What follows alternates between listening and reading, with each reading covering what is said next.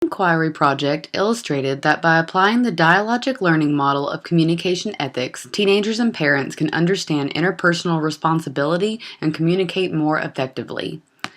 There has been a long history of disagreement between parents and their teenage children that's now to be expected, especially when parents have to be the authority figure. It is my belief that if both parents and teenagers understood interpersonal responsibility, then they could have more effective interactions.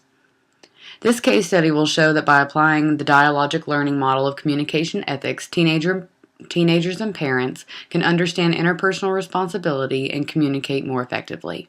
I will reflect on 4 theorists' core ideas that helped lay the groundwork for understanding dialogic theory and provide examples of how to apply their approaches to real-life situations of parent and teen communication. It is my hope that both sides understand the interpersonal responsibility, which will equip each individual to follow the dialogic learning model of communication ethics so that they have meaningful, positive, and peaceful interactions when inevitable disagreements arise.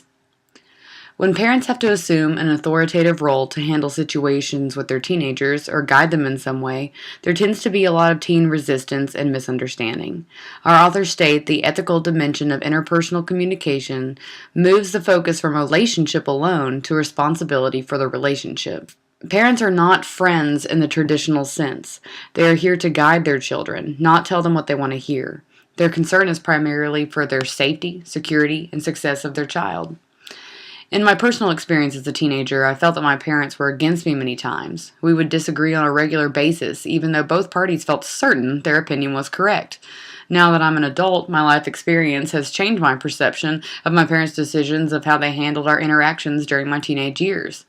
I have a 16-year-old brother, and it's been interesting viewing his and my parents' interactions with my newfound perspective. I now understand that my parents were and still are led by interpersonal responsibility. Applying the dialogic theory to communication between parents and teenagers will A. help teens understand parental action, even disciplinary, comes from a rooted responsibility to put the child's relationship first over aesthetically appealing language. And B. remind parents that being guided by interpersonal responsibility tends to be positive, but it can also keep them from having important conversations with their teenager. Even if there's still disagreement, there could at least be some level of understanding, which in turn would lead to less resistance from both parties. Teenagers and humans in general will continue to be diverse and have completely different viewpoints. We will all continue to fight for our voice to be heard. Teenagers will continue to develop into their own people and have their own opinions, while parents continue to imprint their sense of responsibility onto them. If no one works to understand the concept of the internal good of the others, then how are we to ever fully understand people, period? The very basis of effective communication is seeking to learn the good of the person with which you're interacting. The relationship of parents and teenagers is just one example of how understanding interpersonal responsibility and using dialogic communication can improve relations. We may not ever obtain the perfect outcome, but we can completely shift the tone of conversations. If parents and teenagers continue to ignore each other's reasoning, the more disconnected the relationships will be. If they don't understand each other, they will have a hard time respecting each other, which will lead to less effective communication. This is not a parent giving in or being weak. It's a matter of showing their teens enough respect and freedom to voice their opinion in order for the teens to be open to hearing theirs in return.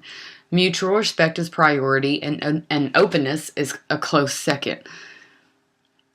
If the parents want dialogue in an authoritative situation, they have to be willing to set aside their impulse to discipline immediately before considering the stance their teen has chosen to take and why. Not only will this allow them to have a better understanding of the situation, it will help the teen to feel like they have a horse in the race. Once the parents have displayed the act of seeking their teen's good, what they seek to protect and promote, it opens the door for the teen to seek the parents' good because they've seen the example their parents lived by and they want to do the same. The dialogic learning model in its most basic form is essential for human communication if you want it to be at all effective. If parents and teens can utilize the same model, they can have better interactions. So it is my belief if they took the time to invest and seek to learn from one another, they can live more harmoniously.